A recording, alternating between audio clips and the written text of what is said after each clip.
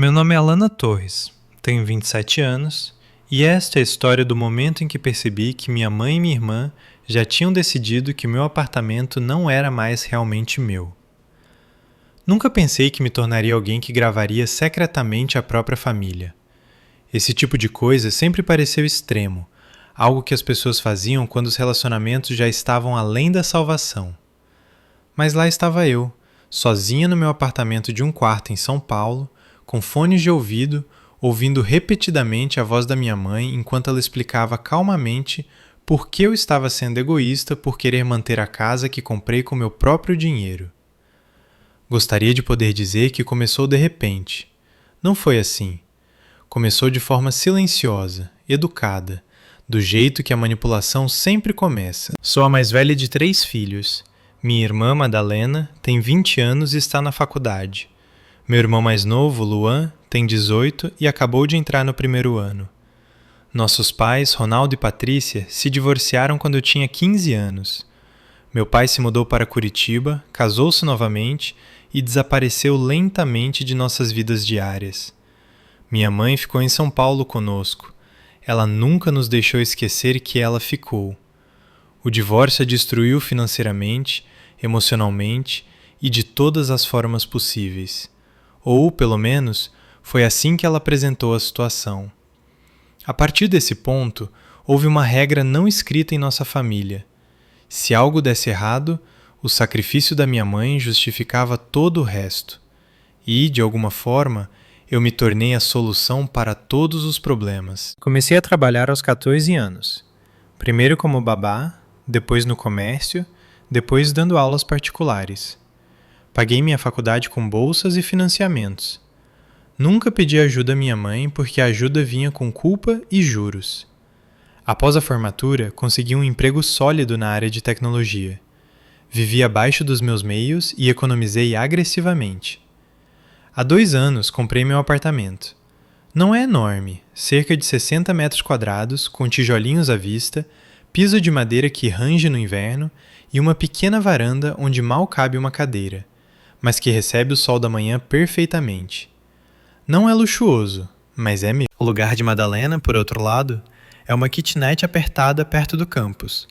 Bairro perigoso, paredes finas como papel. Minha mãe ajuda a pagar parte do aluguel dela e reclama disso constantemente. Ela não deveria ter que viver assim, minha mãe dizia. Ela é apenas uma menina. Você já está mais estabilizada. No início, Madalena começou a vir para estudar. Ela dizia que meu apartamento era mais silencioso. Eu não me importava. Depois, ela começou a ficar até mais tarde. Depois, a pernoitar. Depois, trouxe amigos. Então, roupas apareceram no meu armário. Uma gaveta virou 2. Depois, uma prateleira no banheiro. Depois, sapatos na porta que não eram meus. Antes que eu percebesse, ela estava dormindo aqui 4 noites por semana. Minha conta de água dobrou. Minha conta de luz saltou. Meus mantimentos desapareciam mais rápido do que o normal. Quando sugeri gentilmente que ela contribuísse ou talvez passasse mais tempo no lugar dela, ela não discutiu. Ela foi direto para nossa mãe. Foi quando as ligações começaram. Alana, família ajuda família. Você tem todo esse espaço só para você. É egoísmo viver confortavelmente enquanto sua irmã sofre. Tentei explicar. Lembrei a minha mãe que eu ainda estava pagando dívidas de estudos, que eu era dona do apartamento, que Madalena já tinha um lugar que elas ajudavam a pagar. Nada disso importava. Minha mãe começou a aparecer sem avisar, sempre com Madalena. Elas andavam pelo meu apartamento como se estivessem visitando um decorado. A mesa da Madu caberia perfeitamente aqui. Este armário poderia facilmente ser compartilhado. Você nem usa este canto. Parecia que minha casa estava sendo lentamente avaliada para ser tirada de mim. 3 meses atrás, minha mãe ligou enquanto eu trabalhava até tarde. Eu estava com códigos abertos em uma tela e um café frio na outra. Estive pensando, disse ela com a voz leve. A solução mais lógica é você e a Madu trocarem de apartamento. Eu realmente ri. Achei que fosse brincadeira. Não era. Você é solteira, não precisa de todo esse espaço. Madalena se sentiria segura. Você economizaria dinheiro em um lugar menor e nós compensaríamos a diferença. Meu estômago revirou. Você quer que eu entregue o apartamento que eu comprei? Perguntei. Não entregar, ela corrigiu rapidamente. Trocar. É temporário, só até a Madu se formar. Mãe, eu disse cuidadosamente, eu sou dona do meu apartamento. A Madalena aluga o dela. Bem, podemos resolver os detalhes, ela respondeu. Não seja difícil. Aquela palavra, difícil, doeu mais do que qualquer outra coisa. Não irrazoável, não injusta, mas difícil. Naquela noite, algo mudou em mim. Parei de discutir. Parei de tentar convencê-la. Em vez disso, fiz algo que nunca tinha feito antes. Apertei o botão de gravar. Baixei um aplicativo de gravação discreto. Salvei cada chamada, cada mensagem, cada e-mail. Tirei prints das mensagens de chantagem emocional. Rotulei os arquivos de áudio por data e assunto. Uma semana depois, após descobrir que Madalena de alguma forma tinha uma chave reserva, instalei uma pequena câmera de segurança perto da entrada. Eu disse a mim mesma que era temporário, apenas para a paz de espírito. Eu não tinha ideia do que estava prestes a descobrir. Assim que comecei a gravar, não conseguia parar de notar como minha mãe escolhia as palavras com cuidado. Era como observar um mágico depois de aprender o truque. As pausas, os suspiros, o modo como ela nunca pedia nada diretamente. Ela apresentava como uma obrigação com a qual eu já tivesse concordado. Alana, só estou preocupada com a Madu. Sabe, eu não pediria se não fosse necessário. Eu carreguei esta família nas costas depois que seu pai foi embora. Cada ligação seguia o mesmo ritmo. Preocupação, culpa, comparação, obrigação. Salvei todas. No começo parecia dramático, excessivo. Eu dizia a mim mesma que deletaria tudo assim que as coisas esfriassem. Mas as coisas não esfriaram. Elas escalaram. Minha mãe começou a ligar com mais frequência, às vezes 2 vezes por dia. Se eu não atendesse, ela deixava mensagens de voz. Mensagens longas, onde falava devagar, deliberadamente, como se estivesse construindo um caso contra mim. Você mudou, Alana. Você costumava se importar com a família. Não te reconheço mais. Madalena seguia uma estratégia diferente. Ela mandava mensagens tarde da noite. Não consigo dormir no meu apartamento. Sinto-me insegura aqui. Mamãe diz que você não entende como é estar sozinha. Tirei print de tudo. Depois vieram as ameaças. Não diretas no início, apenas dicas. Bom, acho que agora sei qual é a minha importância. Espero que você não se arrependa disso um dia. A família lembra de quem esteve lá por eles. Percebi outra coisa também. Minha mãe começara a falar com a família estendida. Minha tia, minha avó, primos com quem eu mal falava. De repente eu recebia mensagens perguntando se estava tudo bem, se Madalena estava realmente sofrendo tanto quanto minha mãe dizia, se eu estava bem de saúde. A história já tinha sido reescrita, e eu não era a autora. As gravações acumulavam-se rapidamente. Em um mês, minha mãe me chamou de egoísta mais de 40 vezes, comparou-me ao meu pai pelo menos 1 dúzia, e ameaçou reconsiderar seu testamento, embora não tivesse nada para deixar. A parte mais assustadora não eram as palavras em si, mas a naturalidade com que elas dizia. Então, começaram as imagens da câmera. O primeiro clipe foi em uma tarde de quarta-feira, enquanto eu estava no trabalho. Assisti à noite, sentada no sofá com as luzes apagadas. A porta se abriu. Minha mãe entrou primeiro. Madalena seguiu. Elas não olharam em volta nervosas. Não hesitaram. Elas se moviam pelo meu apartamento como se pertencessem a ele. Minha mãe abriu o armário do meu quarto. Madalena riu e disse: "Finalmente terei espaço para minhas jaquetas." Elas mediram a sala com os braços, tiraram fotos. Madalena sentou na minha cama e pulou levemente, sorrindo.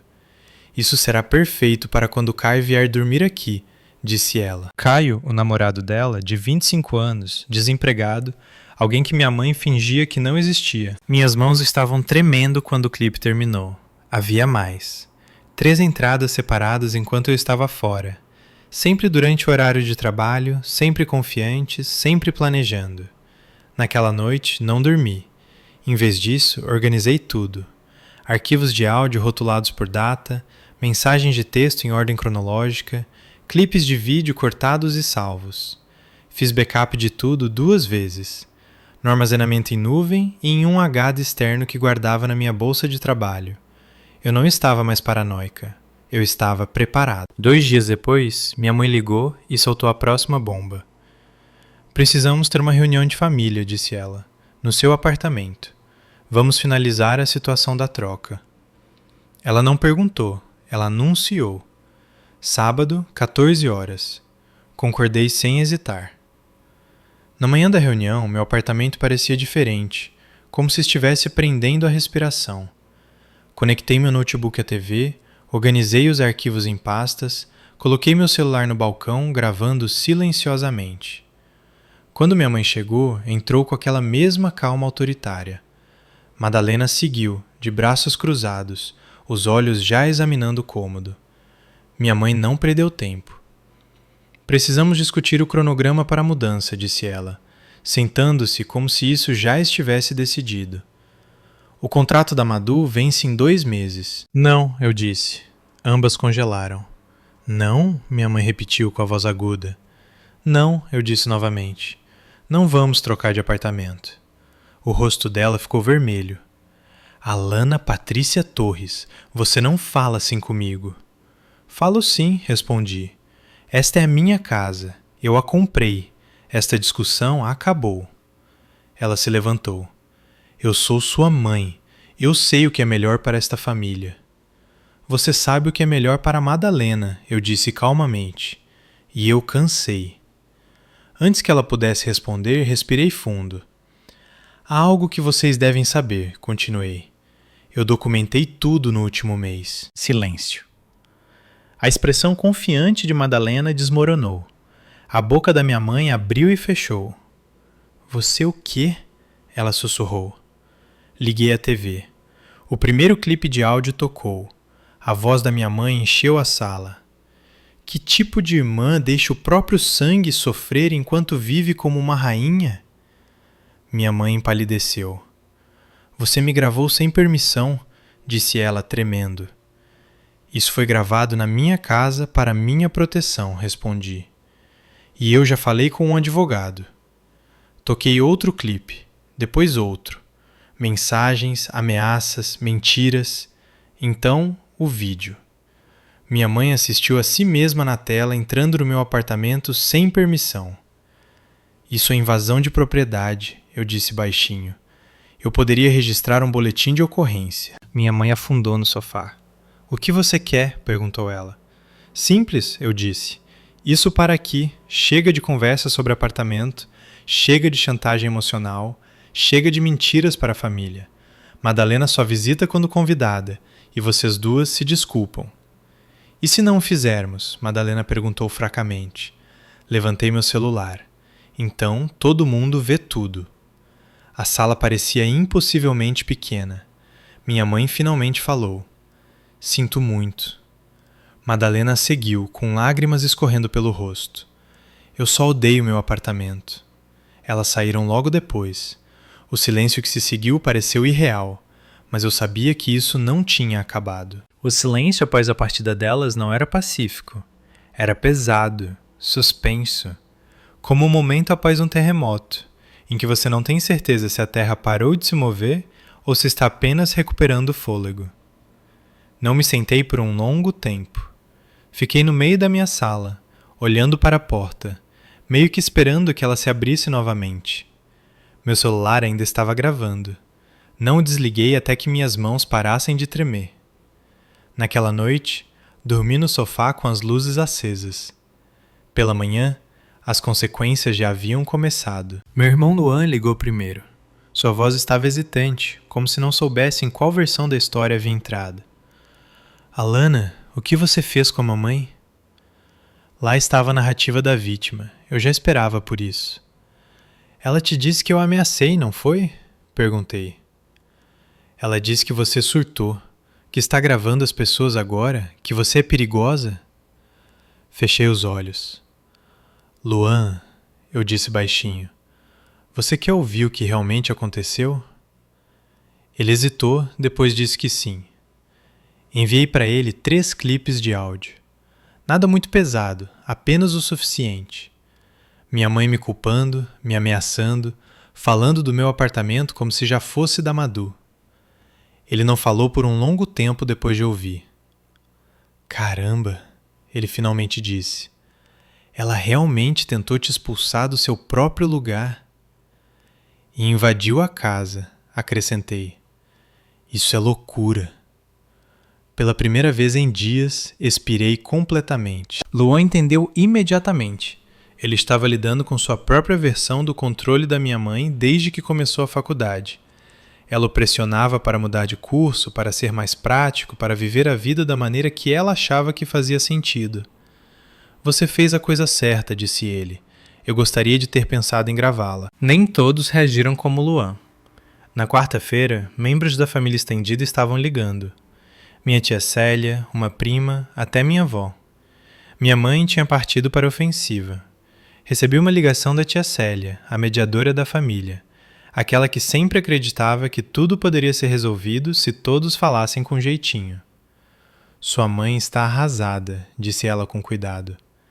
Ela diz que você está ameaçando humilhá-la publicamente por causa de um mal-entendido.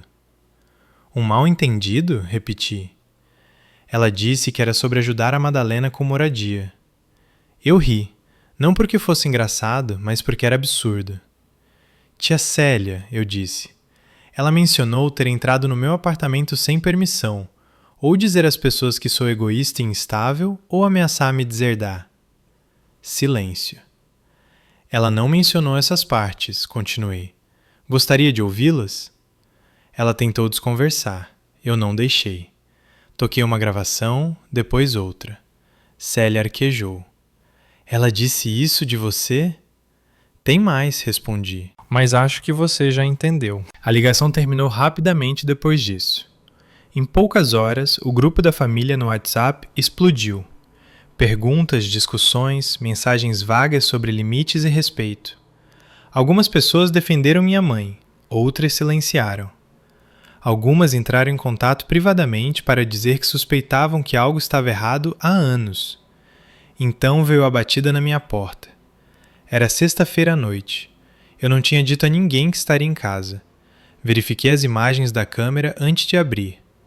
O namorado de Madalena, Caio, estava no corredor de braços cruzados, tentando parecer intimidador. Abri a porta, mas não o convidei para entrar.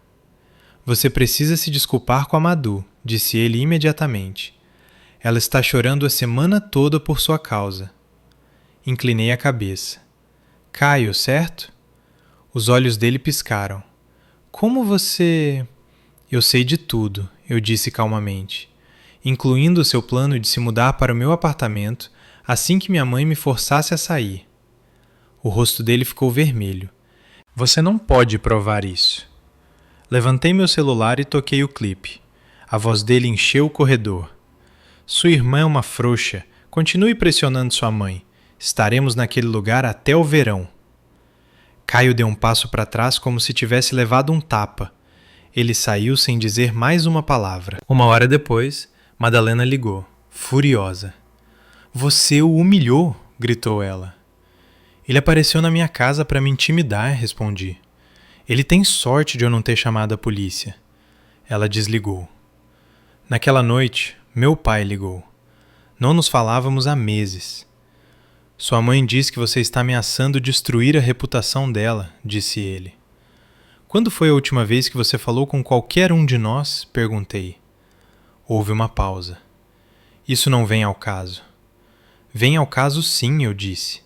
Onde você estava quando ela estava tentando roubar meu apartamento? Silêncio novamente. Ela estava tentando roubar seu apartamento? Ele perguntou finalmente. Enviei para ele a pasta completa. Cada gravação, cada mensagem, cada vídeo. Ele levou 2 horas para retornar a ligação. Isso é abuso, disse ele baixinho. Sim, respondi. É. Eu deveria ter te protegido, disse ele. Você não protegeu, eu disse. mas estou me protegendo agora. No domingo, a dinâmica havia mudado. A credibilidade da minha mãe estava rachando. Parentes que a apoiaram cegamente estavam subitamente quietos. Luan começou a estabelecer seus próprios limites. E Madalena? Madalena apareceu na segunda-feira de manhã, sozinha. Ela parecia péssima. Olhos vermelhos, cabelo bagunçado, vestindo um dos meus moletons antigos que ela tinha roubado há anos. "Podemos conversar?" ela perguntou. Deixei entrar. Mantive meu celular gravando. Ela sentou no sofá e ficou olhando para as mãos. "Eu ouvi as gravações", disse ela. "Todas elas." Eu esperei. "Eu não tinha percebido o quão ruim foi", continuou ela. "O quão ruim eu fui." Ela olhou para mim com os olhos cheios de algo que eu não tinha visto antes. Vergonha. "Mamãe me disse que você teve tudo de mão beijada", disse ela. "Que o papai te favorecia, que você me devia. Nada disso era verdade. Eu escolhi acreditar nela e escolhi ir junto com o plano." Conversamos por 2 horas. Ela admitiu tudo. As mentiras, o senso de direito, o papel de Caio, as entradas furtivas no meu apartamento. "Eu preciso mudar", disse ela finalmente. "Vou conseguir um emprego, vou te pagar pelas contas de luz e água e vou dizer à mamãe para parar ou eu corto o contato." Foi a coisa mais adulta que ela já dissera. Quando ela saiu, não me senti vitoriosa. Sentia-me estável, mas sabia que a parte mais difícil ainda estava por vir. O pedido de desculpas de Madalena deveria ter trazido o encerramento. Não trouxe. Parecia estar em meio aos destroços após uma tempestade. Grata por a casa ainda estar de pé, mas dolorosamente consciente de tudo o que fora danificado no caminho. Por alguns dias após nossa conversa, as coisas ficaram quietas. Quietos demais. Sem ligações da minha mãe, sem mensagens carregadas de meias desculpas e culpas ocultas. Sem mensagens passivo-agressivas enviadas por outras pessoas. Eu sabia que não devia acreditar que o silêncio significava paz. Significava reagrupamento. A primeira rachadura na calma veio de um e-mail. Não uma ligação, um e-mail. Longo, desconexo, cuidadosamente escrito e reescrito, eu tinha certeza. Minha mãe me acusou de traí-la, de destruir a família, de ser igualzinha ao meu pai, o insulto favorito dela. Disse que eu tinha colocado Madalena contra ela, que Luan estava sendo influenciado pelo meu comportamento extremo, que a família nunca mais seria a mesma porque eu tinha escolhido a documentação em vez do amor. Ela terminou com: "Espero que você esteja feliz com o que fez." Olhei para a tela por um longo tempo antes de fechar o notebook. Não respondi. Essa decisão de não responder foi mais difícil do que qualquer confronto que tive até agora. Cada instinto em mim queria explicar, justificar, defender. Mas minha prima Raquel, que por acaso era terapeuta, tinha me dito algo que ficou gravado. A manipulação se alimenta da interação. Ela disse: "O silêncio é muitas vezes o único limite que eles entendem." Então, permaneci em silêncio. Minha mãe não lidou bem com isso. Tentou ligar para Luan. Ele não atendeu. Ela deixou mensagens de voz cheias de pausas dramáticas e respirações trêmulas. Ele me enviou uma perguntando o que deveria fazer. "Não respondo", eu disse. "Você não deve mais explicações." Pela primeira vez, estávamos alinhados. As reações da família estendida foram mistas. Alguns parentes me procuraram em particular para se desculpar por acreditar na minha mãe sem ouvir meu lado. Outros insistiram que eu tinha ido longe demais, que a tinha envergonhado, que assuntos de família deveriam permanecer privados. Parei de tentar convencer quem quer que fosse. As pessoas que importavam já sabiam a verdade. Uma semana depois, meu pai veio a São Paulo. Nos encontramos para um café, território neutro. Ele parecia mais velho do que eu lembrava, menor, como se os anos tivessem finalmente pesado. "Eu não sabia que estava tão ruim", disse ele baixinho, olhando para a xícara. "Você não queria saber", respondi. Ele assentiu. "Achei que ir embora protegeria vocês crianças das brigas. Não percebi que estava deixando vocês sozinhos com ela. Não sei o que dizer sobre isso." "Estou em terapia agora", acrescentou ele. "Eu deveria ter ido anos atrás." Não consertou nada, mas foi um começo. Enquanto isso, Madalena cumpriu sua promessa. Ela conseguiu um emprego. Nada glamuroso, no comércio, meio período, mas era real. Ela me pagou pelas contas de consumo sem que eu pedisse. Parou de vir sem avisar. Quando minha mãe tentou fazê-la sentir culpa por escolher lados, Madalena cortou. Não existem lados, disse ela. Existem limites. Eu não esperava que essa frase saísse da boca dela. Minha mãe não reagiu bem.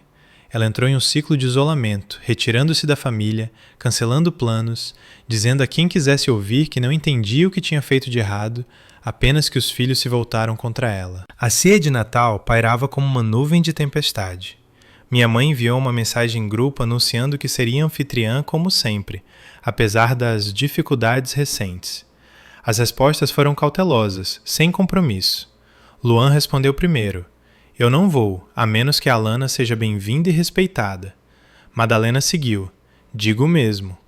O chat explodiu. Tias tentando mediar, primos escolhendo lados. Minha mãe silenciou. Naquela noite ela me ligou. A voz dela parecia diferente. Não frenética, não manipuladora. Assustada. Eu não quero perder meus filhos, disse ela. Então pare de tentar nos controlar, respondi. Silêncio. Eu não sei como, sussurrou ela. Aquilo era novo. Então aprenda, eu disse. Faça terapia de verdade, não com alguém que apenas concorda com você. Outra pausa. Você me ajuda a encontrar alguém? Perguntou ela. Foi a primeira vez que ela pediu ajuda sem segundas intenções. Dei a ela o contato que Raquel recomendara. Para meu choque, ela foi e continuou indo. O Natal acabou sendo pequeno, apenas eu, Madalena, Luan e minha mãe. Sem grandes discursos, sem alegria forçada, apenas pizza e uma conversa cuidadosa. Minha mãe trouxe uma carta escrita com a ajuda da terapeuta dela. Ela se desculpou especificamente, sem desculpas, sem desvios, por entrar no meu apartamento, pelas chantagens emocionais, por tentar me manipular para sair da minha própria casa. Quando ela terminou, suas mãos estavam tremendo. Não era perdão total, mas era autorresponsabilidade. Dezembro testou tudo. Velhos hábitos custam a morrer. Minha mãe se pegou deslizando mais de uma vez, mas parou, pediu desculpas e se ajustou. Quando perguntou sobre os planos para o ano novo, fez isso com cuidado, deu opções, aceitou um não sem drama. Eu recebi a família em casa, estabeleci regras. Nada de pernoitar, nada de comentários sobre meu apartamento, nada de mexer nas minhas coisas. Ela seguiu todas. Parecia estranho, como observar alguém aprendendo um novo idioma em tempo real. Em janeiro, as mudanças pareciam reais. Minha mãe começou a sair com alguém, pediu permissão antes de trazê-lo para eventos familiares. Madalena economizou dinheiro. Luan mudou de curso sem culpa. A família não estava consertada, mas estava diferente, e pela primeira vez, diferente parecia seguro. 3 meses depois, minha mãe ainda não tinha me perdoado totalmente. Não em voz alta, pelo menos. Ela dizia as coisas certas agora. Pedia desculpas quando cruzava os limites. Pedia em vez de exigir. Ela até continuava na terapia. Terapia real. Não do tipo em que alguém te diz que você está sempre certa. Mas eu conseguia sentir a contenção, o medo, o conhecimento de que ela não podia mais pressionar porque sabia o que eu tinha guardado. As primeiras semanas após o Natal foram silenciosas. Silêncio não natural. Sem negações diárias, sem suspiros dramáticos, sem mensagens de só queria saber como você está, que de alguma forma viravam culpa. Eu sabia que não devia confundir silêncio com paz. Não era paz, era cautela. Madalena mudou mais rápido do que eu esperava. Parou de pedir, parou de insinuar, parou de rondar meu apartamento como se fosse um prêmio que ela quase ganhara. Ela trabalhava, me pagava, não reclamava quando minha mãe tentava puxá-la para velhos padrões. Uma noite, ela me mandou uma mensagem. Ela tentou de novo. Eu disse não. Foi isso. Sem explicação, sem justificativa. Luan seguiu o exemplo. Mudou de curso, não pediu permissão. Quando minha mãe começou a objetar, ela se conteve e parou no meio da frase. Eu vi isso acontecer uma vez. Ela realmente fechou a boca. Aquilo era novo. Meu pai voltou para minha vida lentamente, com cuidado, como alguém caminhando sobre gelo fino, consciente de que já tinha caído uma vez. Não fingimos que o passado não aconteceu, apenas não deixamos que ele ditasse tudo mais. Quanto ao resto da família, alguns acharam que fui longe demais. Alguns agradeceram silenciosamente. A maioria se ajustou. Eles sempre se ajustam. Meu apartamento permaneceu exatamente o mesmo. Sem visita e surpresa, sem comentários sobre espaço, sem medições de paredes com olhos gananciosos. Parou de ser algo que eu tinha que defender. Uma noite, rolei meu celular e encontrei o aplicativo de gravação. Por um segundo, considerei deletá-lo.